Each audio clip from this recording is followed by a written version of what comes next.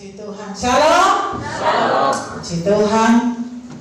Kalau kita masih ada, ingat sekali lagi, itu semata-mata kemurahan Tuhan. Haleluya, puji Tuhan.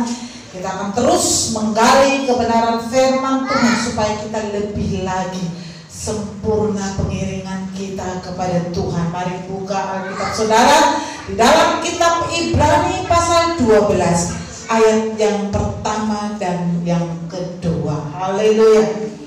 Ibrani 2, kalau sudah mendapatkannya kita akan baca bersama-sama. Haleluya. Puji Tuhan. Demikianlah firman Tuhan. 2:3. Karena bagaikan awan yang mengelilingi kita, marilah kita menanggalkan semua beban dan dosa yang begitu merintangi kita, dan berlomba dengan tekun dalam perlombaan yang diwajibkan bagi kita. Marilah kita melakukannya dengan mata yang tertuju kepada Yesus yang memimpin kita dalam iman dan yang membawa iman kita kepada kesempurnaan, yang dengan mengabaikan kehinaan tekun memikul salib ganti sukacita yang disediakan bagi Dia yang sekarang duduk di sebelah kanan tahta Allah. Haleluya. Di dalam kehidupan kita di dunia ini, kita ini sebenarnya sedang diawasi. Mungkin saudara bingung siapa yang mengawasi saya, ya. Kita hidup di dunia ini sebenarnya ada di dalam sebuah pengawasan. Maka di sini dikatakan karena kita mempunyai banyak saksi. Saudaraku yang dikasihi Tuhan, dalam kehidupan kita di dunia ini kita harus mengetahui bahwa ada banyak saksi yang memperhatikan hidup saudara dan saya. Mungkin kita merasa ketika kita melakukan sesuatu yang orang lain atau manusia tidak bisa melihatnya, kita bisa berkata tidak ada saksi. Seperti di pengadilan, orang kalau tidak punya saksi biasanya kalah, ya. Tetapi ingat, pengadilan yang akan kita hadapi bukan pengadilan dunia, tetapi adalah pengadilan Tuhan. Jadi setiap tindak tanduk kita ini sebenarnya ada di dalam pengawasan. Banyak orang tidak menyadari ini sehingga mereka mampu melakukan hal-hal yang tentunya tidak menyenangkan hati Tuhan. Oleh karena itu saat pagi siang hari ini firman Tuhan berkata, ada banyak saksi bagaikan awan yang mengelilingi kita. Kamu bertanya, awan yang mengelilingi kita ini pernah nggak tidak ada? Selama bumi ini masih ada, awan itu pasti ada. Demikian juga selama kita hidup di dunia ini, ada saksi di dalam hidup saudara dan saya.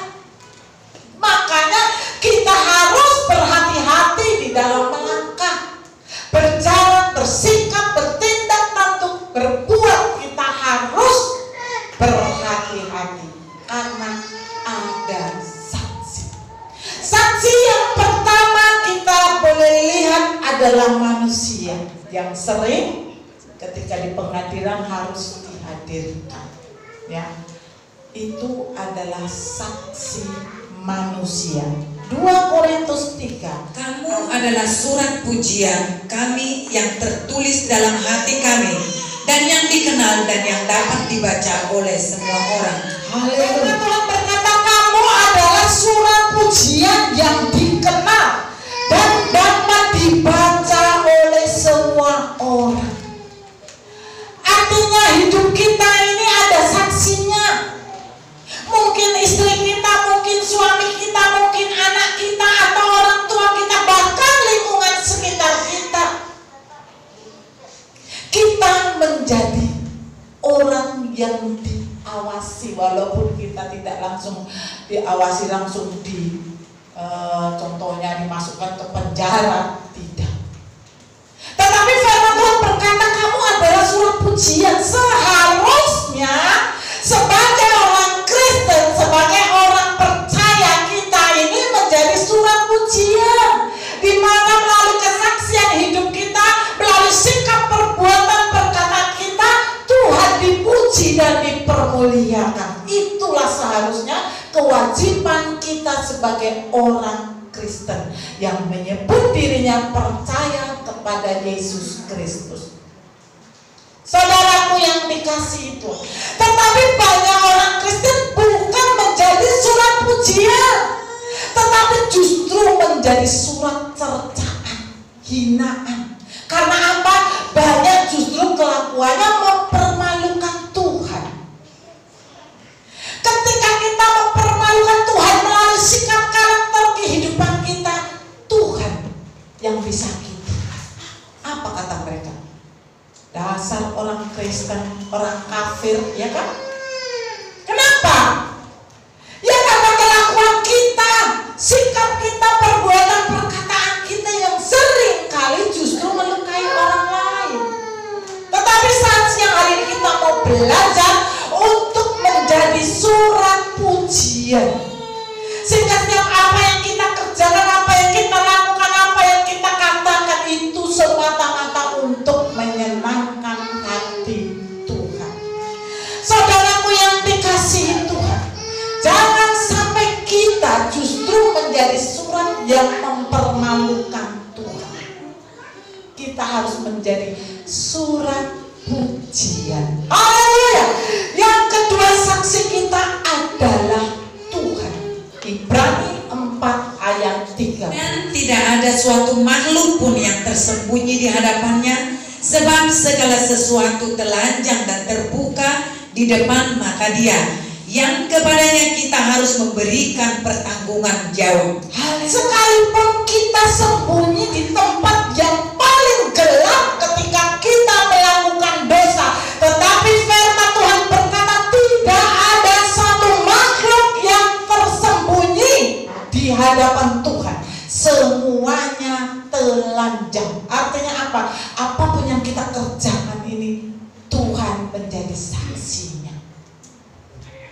Padahal kesaksian Tuhan ini akurat, dan inilah yang akan kita pertanggungjawabkan di hadapan Tuhan.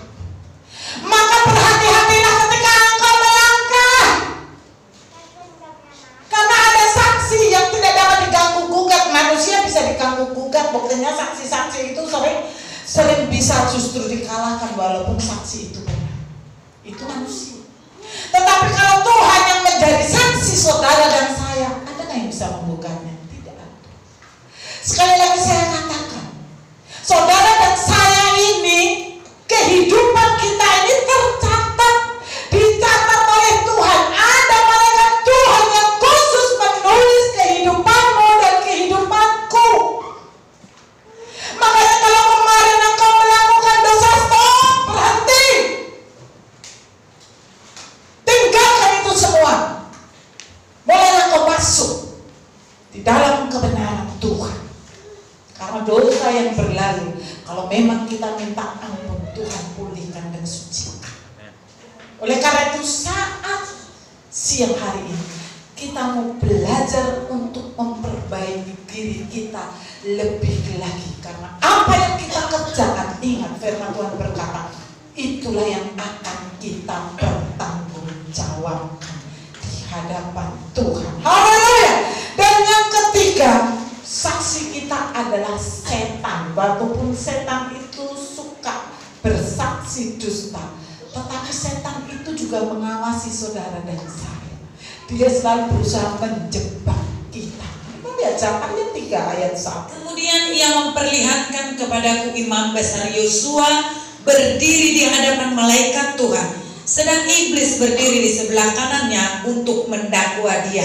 Haleluya. Kita sudah tahu siapa Yosua. Dia manusia biasa tapi bisa memberhentikan matahari dan bulan, itu pun masih didakwa oleh iblis. Supaya apa? Supaya jatuh dia. Supaya dia masuk dalam kategori menjadi bala tentaranya setan. Padahal Yosua begitu luar biasa. Saudaraku, inilah pekerjaan iblis. Dia menjadi saksi sekalipun kesaksiannya bisa berdusta. Sedangkan orang yang begitu hebat, begitu luar biasa seperti Yosua saja didakwa oleh iblis. Apatah lagi saudara dan saya yang sering melakukan dosa. Waduh, lebih parah lagi pastinya. Iblis berkata, itu kawan saya, itu teman saya. Jadi Tuhan tidak berhak mengambil dari saya. Itu keinginan iblis. Oleh karena itu sekali lagi ada 3 oknum saksi dalam hidupmu. Ingat, manusia, kalaupun manusia tidak melihatnya, ada Tuhan. Dan yang ketiga, setan. Oleh karena itu berhati-hatilah ketika engkau melangkah dalam hidup ini. Maka di sini dikatakan, marilah kita menanggalkan semua beban dan dosa yang begitu merintangi kita. Dosa atau beban dosa itu merintangi hidup saudara. Merintangi hidup saudara memperoleh berkat, baik secara jasmani maupun rohani. Saudaraku yang dikasihi Tuhan, maka firman Tuhan, mari kita tanggalkan semua beban dan dosa yang merintangi kita. Dosa bisa merintangi keberhasilan dalam hidup kita, baik keberhasilan di dalam kehidupan kita secara jasmani maupun kehidupan kita, yaitu kehidupan kekal yang sudah dianugerahkan bagi setiap kita. Itu bisa gagal kita terima hanya karena dosa. Maka firman Tuhan, tanggalkan, lepaskan, jangan ingat-ingat lagi, maju mengasihi Tuhan. Itulah yang diinginkan Tuhan. Oleh karena itu saat siang hari ini kita mau tahu apa sebenarnya yang merintangi hidup kita. Bisa merintangi kehidupan jasmani, artinya merintangi rezeki kita, menghambat berkat dalam hidup kita. Itu bisa terjadi. Kita lihat ayatnya, Yeremia 30 ayat 15. Mengapakah engkau berteriak karena penyakitmu? Karena kepedihanmu sangat payah, karena kesalahanmu banyak, dosamu berjumlah besar, maka aku telah melakukan semua ini kepadamu. Haleluya. Mengapa engkau berteriak karena penyakitmu? Karena kepedihanmu yang sangat payah. Ini semua adalah bentuk penderitaan jasmani yang diterima oleh pendosa yang tidak mau keluar dari luar lingkup dosa, yang hidupnya ada di dalam kungkungan dosa. Ini bisa terjadi. Penderitaan jasmani, penyakit yang tidak pernah kunjung sembuh, ya kan? Masalah-masalah yang tidak dapat kita atasi, persoalan begitu banyak. Tetapi saat siang hari Tuhan mau kita tanggalkan dosa yang begitu merintangi keberhasilan dalam hidup kita. Mungkin kita berkata, ada yang berada, buktinya yang tidak beribadah, tidak serius bertuhan, oh mereka kaya kok, mereka banyak duit kok, mereka bisa hidup mewah kok. Oke, saudaraku yang dikasih Tuhan, kalau dia masih lolos dari yang satu ini, dari penderitaan jasmani ini mereka masih lolos, apakah dia bisa lolos ketika berkaitan dengan rohani yang harus kita pertanggungjawabkan di hadapan Tuhan? Kita lihat Yohanes 8 ayat ke-24. Karena itu tadi aku berkata kepadamu bahwa kamu akan mati dalam dosamu, sebab jikalau kamu tidak percaya bahwa akulah dia, kamu akan mati dalam dosamu. Haleluya. Kalau kita bisa lolos dari hukum yang pertama, yaitu merintangi keberhasilan dalam hidup kita, apakah kita bisa lolos di dalam hal kebutuhan rohani kita? pandai bisa lolos dari pertanggungjawaban hidup kita secara rohani kepada Tuhan. Di sini dikatakan kamu akan mati dalam dosamu. Sebab jikalau kamu tidak percaya bahwa akulah Dia, yaitu Tuhan Yesus Kristus sebagai juru selamat, kamu akan mati dalam dosamu. Bisa kita berkata, oh ya, aku kan percaya. Mulut kita bisa mengatakan percaya, tetapi adakah percayamu itu harus ada buktinya? Apa buktinya engkau percaya kepada Yesus? Kita harus membuktikan percaya kita ini, harus kita implementasikan, kita realisasikan dalam hidup kita bahwa kita ini adalah orang percaya, yang artinya hidup kita pun harus melakukan apa yang menjadi kehendaknya. Baru itu disebut percaya. Kalau hanya percaya di mulut, belum tentu hatinya, sikap tingkah lakunya menunjukkan percayanya kepada Tuhan.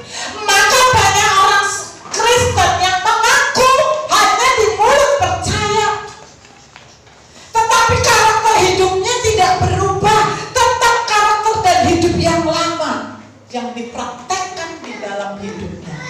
Oleh karena itu saat siang hari ini firman Tuhan berkata, jikalau kamu tidak percaya bahwa akulah Dia, kamu akan mati dalam dosamu. Maka kita harus tanggalkan dosa dan beban di dalam hidup kita. Kita harus buang dan lepaskan. Jangan itu mengikuti kita. Ibarat engkau mau maju, tetapi dosa terus menghambat engkau, menarik engkau ke belakang. Saya mau tanya, bisa nggak engkau maju? Kaki kanan sudah ke depan, kaki kiri ada di belakang. Ya terus saja begitu. Stagnasi dia kita. Oleh karena itu, hendak keluar dari dosamu, maju mengasihi Tuhan. Bahkan di sini dikatakan, dan berlomba dengan tekun dalam perlombaan yang diwajibkan bagi kita. Perlombaan yang diwajibkan kepada saudara dan saya ini. Saudara dan saya ini sebagai orang percaya, itu ada kewajiban yang ditaruh Tuhan dalam hidup kita, yaitu ikut berlomba. Mungkin saudara berkata, berlomba apa? Perasaan aku cuma begini, saya nggak ikut berlomba. Yang saudara mungkin merasa biasa-biasa saja. Sebenarnya keberadaan kita saat ini sedang berlomba. Berlomba, kalau namanya berlomba itu pasti ada perjuangan. Tidak ada namanya berlomba tidak ada perjuangan. Dan ada tujuan kenapa kita ikut berlomba. Demikian juga keberadaan kita saat ini. Perlombaan yang kita ikuti saat ini adalah perlombaan di mana kita bisa mencapai kepada tujuan kehidupan yang sesungguhnya, yaitu kehidupan yang kekal. 1 Timotius 4 ayat 10. Itulah sebabnya kita berjeripaya dan berjuang, karena kita menaruh pengharapan kita kepada Allah yang hidup, juru selamat semua manusia, terutama mereka yang percaya. Haleluya. Kita harus berjerih payah dan berjuang. Untuk berlomba itu memerlukan usaha, ya. Harus ada usaha di dalam diri kita. Tidak ada orang yang ikut berlomba asal ikut, tidak ada tujuannya. Setiap orang yang mengikuti perlombaan pasti ada tujuannya, yaitu mencapai kehidupan yang dijanjikan Tuhan di dalam kehidupan saudara dan saya. Haleluya, saudaraku yang dikasihi Tuhan. Oleh karena itu saat ini Tuhan mau saudara dan saya berjuang, berlomba, ikut berlomba. Artinya apa ikut berlomba itu? Kita harus terus berjuang, melatih diri kita supaya kita sampai kepada tujuan kita. Tidak ada orang ikut berlomba tanpa ada persiapan maupun latihan. Saudara lihat itu petinju-petinju itu kalau mau ada lomba atau satu pertandingan, waduh latihannya, ya kan? Pagi, siang, sore, malam. Bukan hanya latihan doang, makanannya pun ya dipompa. Ada yang makan 10 telur satu hari. Kenapa? Ada persiapan, ada stamina di dalam dirinya. Dan dia pun berlatih. Bukan duduk diam, nongkrong, ngobrol, terus nanti berlomba yang pasti kalah. Kalau engkau ingin menginginkan hadiah daripada Tuhan, yaitu mahkota kehidupan, saudara dan saya harus mempersiapkan diri dan latihan. Haleluya. 1 Korintus 9 ayat 27. Tetapi aku melatih tubuhku dan menguasainya seluruhnya, supaya sesudah memberitakan Injil kepada orang lain, jangan aku sendiri ditolak. Haleluya. Ini ayat sangat menyeramkan. Ini ayat sangat menyeramkan. Kenapa? Aku melatih tubuhku dan menguasainya seluruhnya, supaya sesudah memberitakan Injil kepada orang lain, jangan aku sendiri ditolak. Haleluya.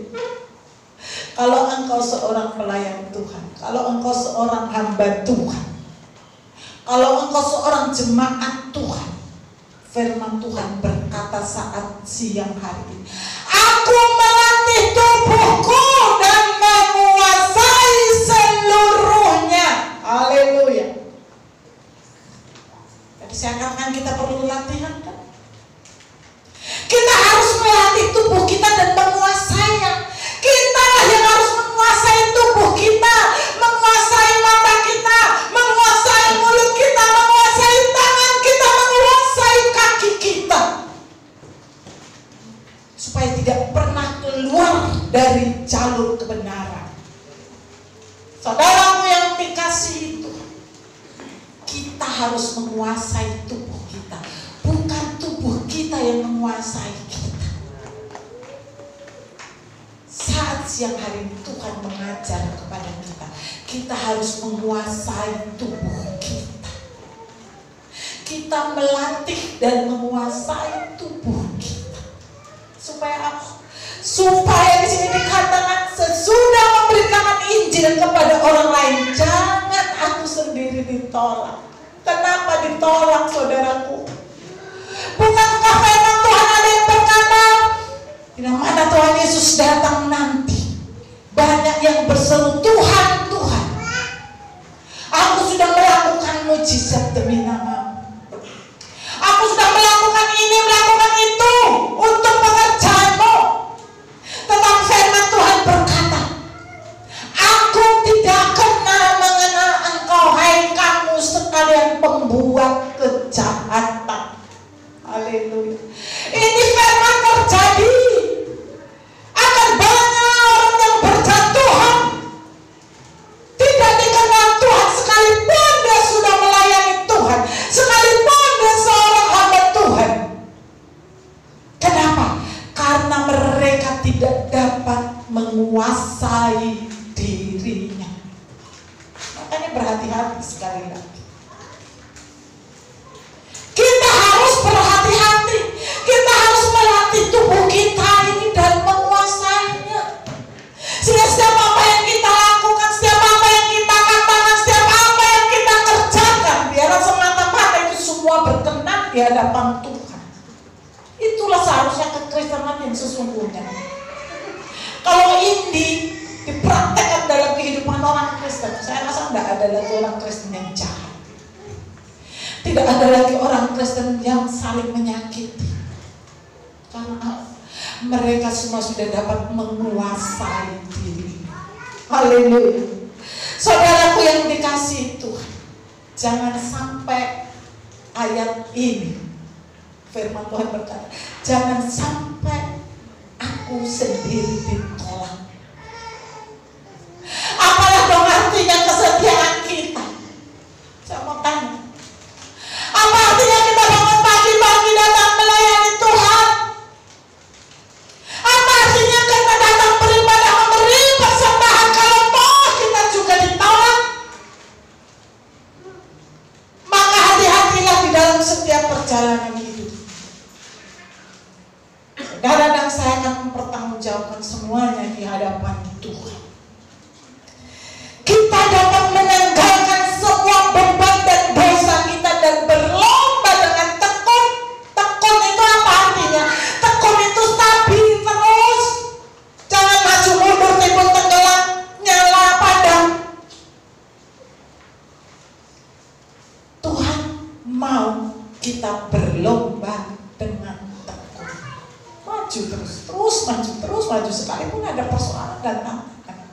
Tidak ada manusia yang hidup tanpa persoalan dan tantangan.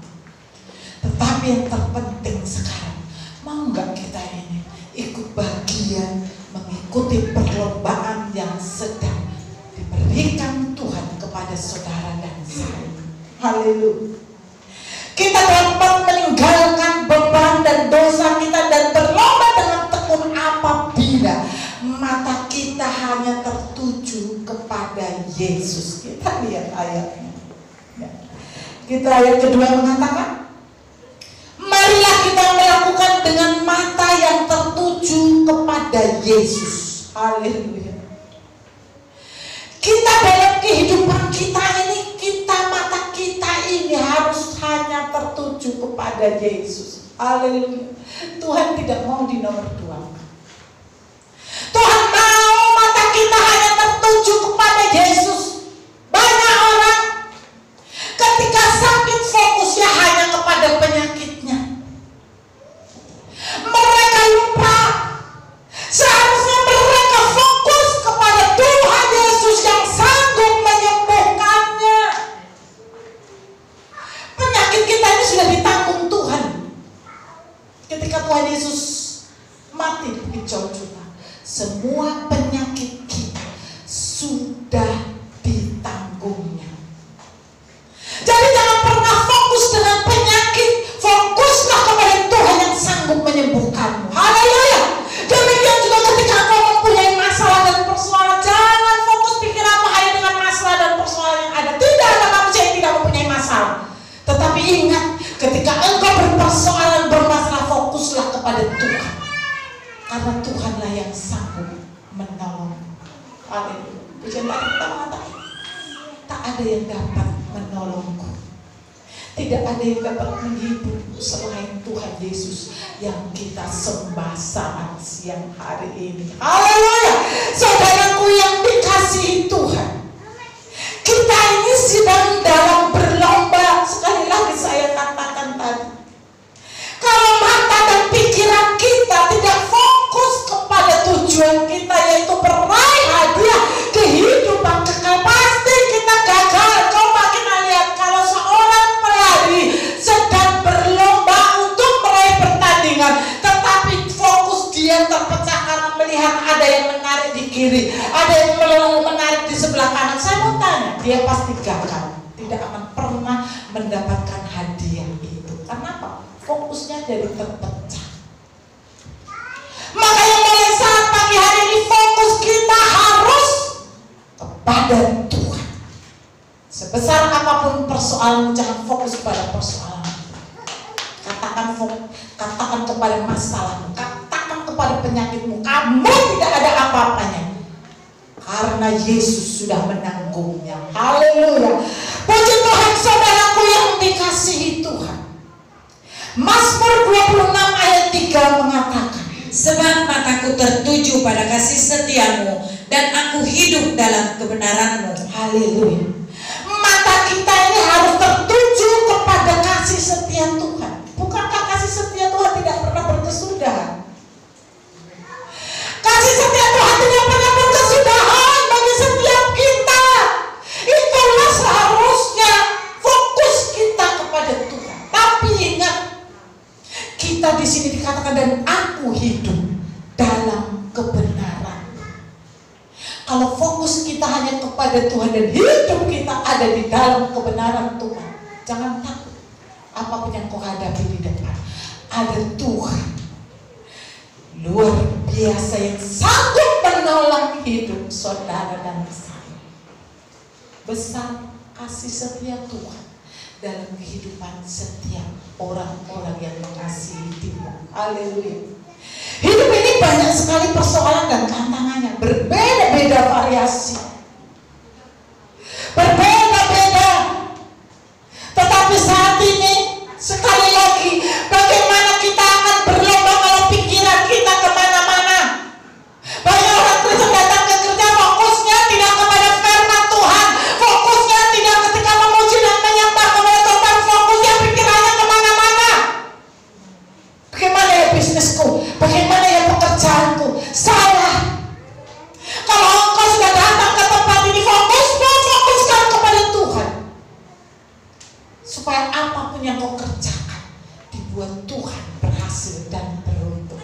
Haleluya. Saudaraku yang dikasih itu, jangan pernah tenggelam dalam persoalanmu. Jangan pernah tenggelam di dalam masalahmu. Jangan tenggelam di dalam penyakitmu. Sering saya katakan, kalau kau sakit, katakan aku sudah sembuh. Kalau kau bermasalah, katakan masalahku sudah diselesaikan oleh Tuhan. Walaupun saat itu kita sedang bermasalah, tapi katakan perkataan iman itu luar biasa. Jadi saudara nggak perlu takut. Hari-hari kita yang saat ini mungkin banyak kesulitan, banyak tantangan dan persoalan. Katakan terus, sekalipun itu belum terjadi, tapi katakan sesuatu yang menjadi imanmu untuk membangun hidup. Haleluya.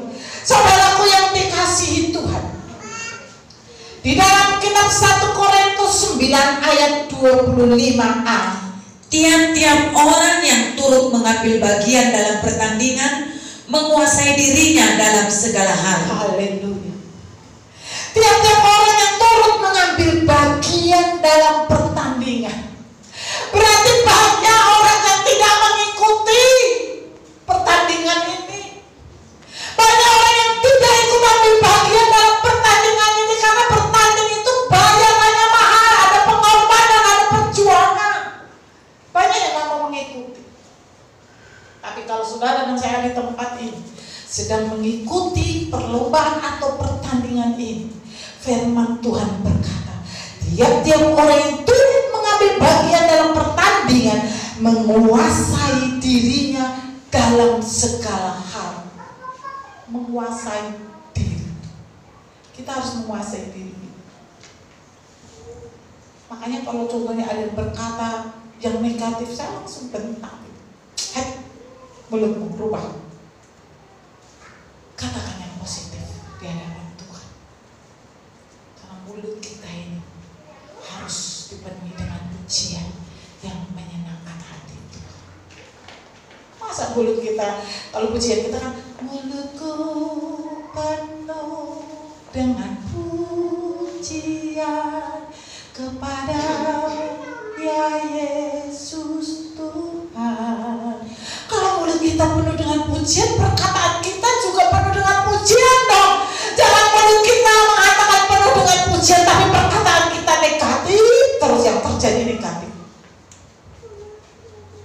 Rumah tangga yang saat ini belum berhasil, katakan rumah tanggaku sudah berhasil, rumah tanggaku sudah sukses, rumah tanggaku sudah diberkati oleh Tuhan.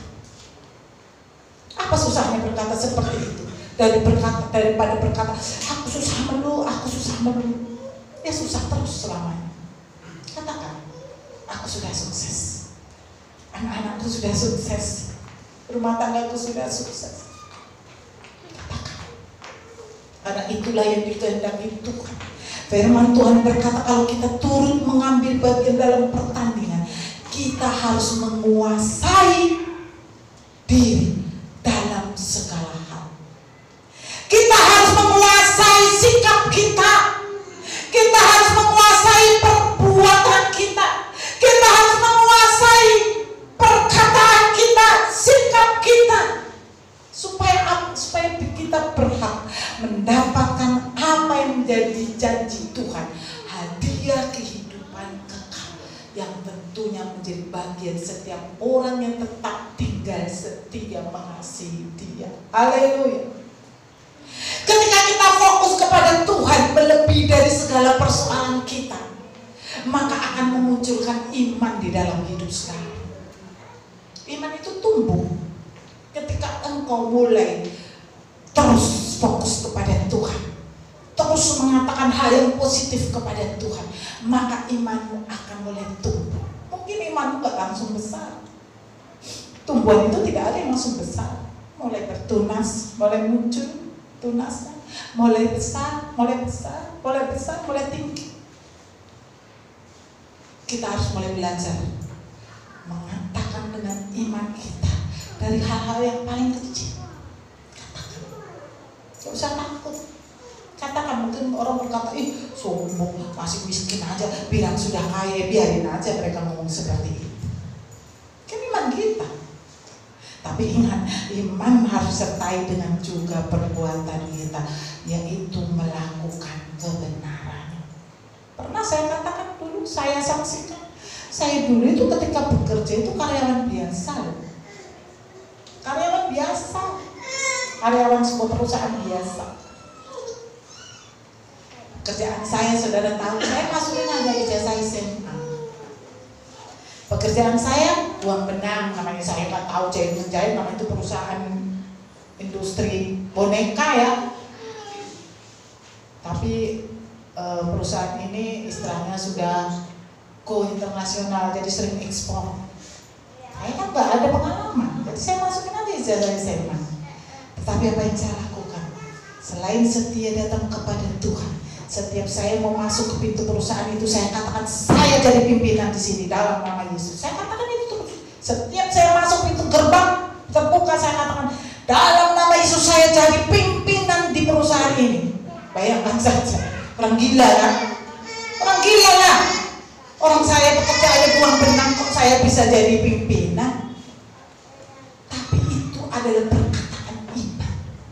Gak lama saudaraku, gak lama Tuhan mengangkat saya dan benar menjadi pimpinan.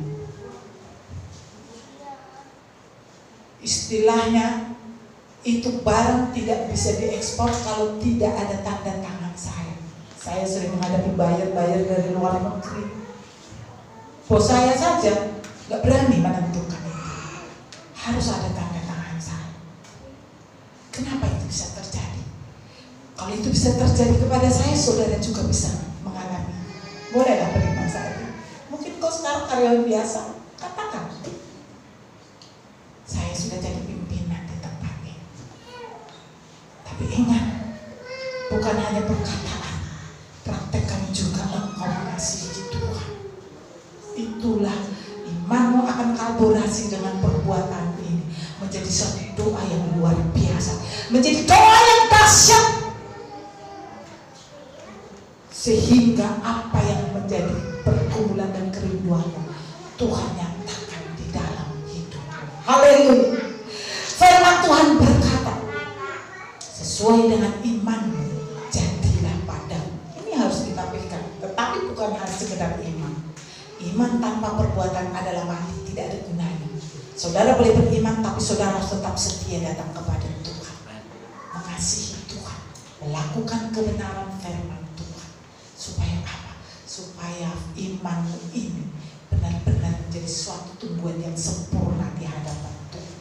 Ketika iman kita yang kecil mulai bertumbuh, maka iman kita akan menjadi semakin dewasa dan menjadi sempurna di dalam Tuhan.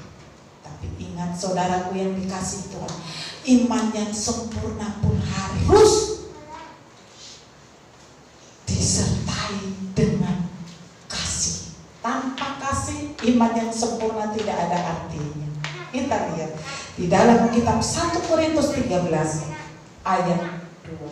Sekalipun aku mempunyai karunia untuk bernubuat dan aku mengetahui segala rahasia dan memiliki seluruh pengetahuan, dan sekalipun aku memiliki iman yang sempurna untuk memindahkan gunung, tetapi jika aku tidak mempunyai kasih, aku sama sekali tidak berguna. Haleluya.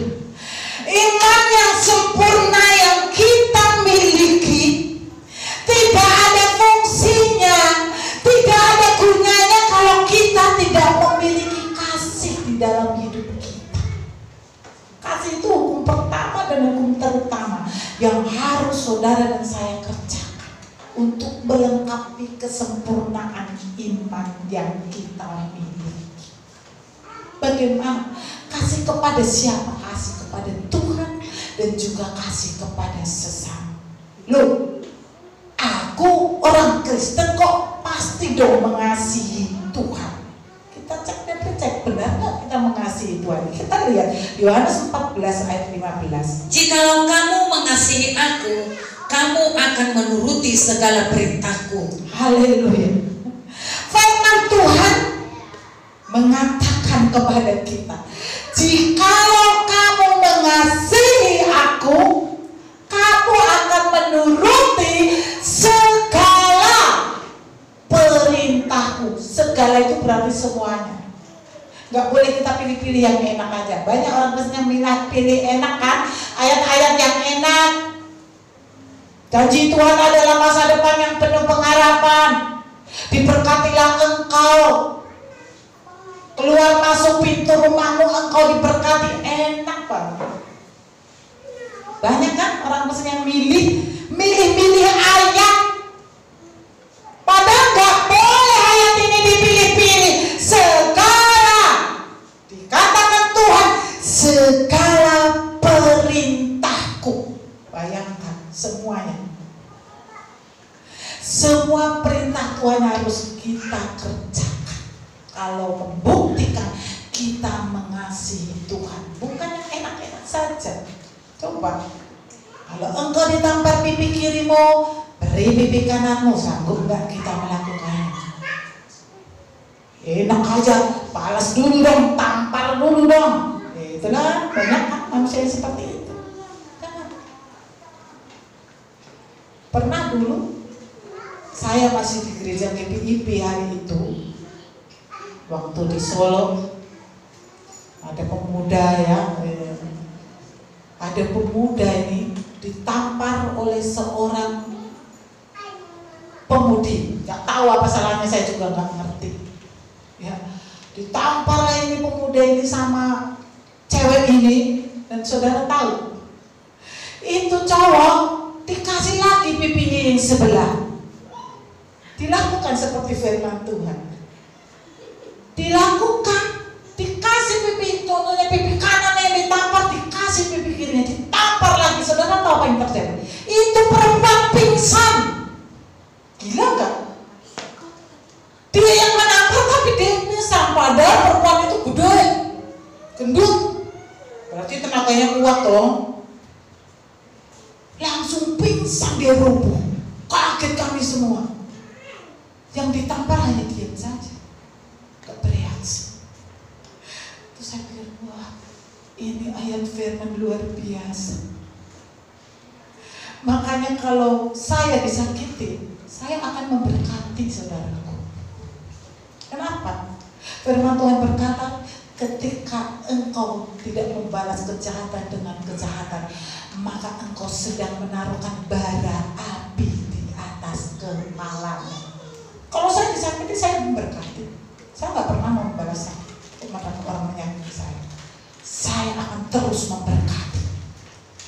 Karena itu adalah firman. Itu yang harus kita kerjakan. Kalau kita mengasihi Tuhan, kita harus melakukan segala perintah Tuhan. Haleluya. Dan yang kedua, bagaimana caranya? Di ayat Roma, ayat pasal 13 ayat 8b. Sebab barang siapa mengasihi sesamanya manusia, ia sudah memenuhi hukum Taurat. Haleluya. Jadi bukan hanya mengasihi Tuhan, tetapi juga mengasihi sesama. Dan ketika kita mengasihi sesama kita, kita sudah memenuhi hukum Taurat. Mungkin kita berkata, loh kita kan hidup di perjanjian baru. Kan Tuhan Yesus sudah menganugerahkan kita, sudah disempurnakan dia, tetapi bukan berarti hukum Taurat itu tidak berlaku. Tuhan Yesus kedatangan ke dunia ini menyempurnakan hukum Taurat. Jadi kalau kita sudah mampu mengasihi saudara kita, sahabat kita, teman kita, adik tolan kita, orang-orang di sekitar kita, kita sudah memenuhi hukum Taurat. Haleluya. Inilah yang menjadi kesaksian bagi saudara dan saya. Ingat, kita ini sekarang sedang melatih tubuh kita untuk kita dapat menguasainya. Tanpa penguasaan diri dalam hidup kita, kita pasti gagal mengasihi Tuhan. Amin. Haleluya. Terima kasih Bapak. Kau sungguh sangat baik.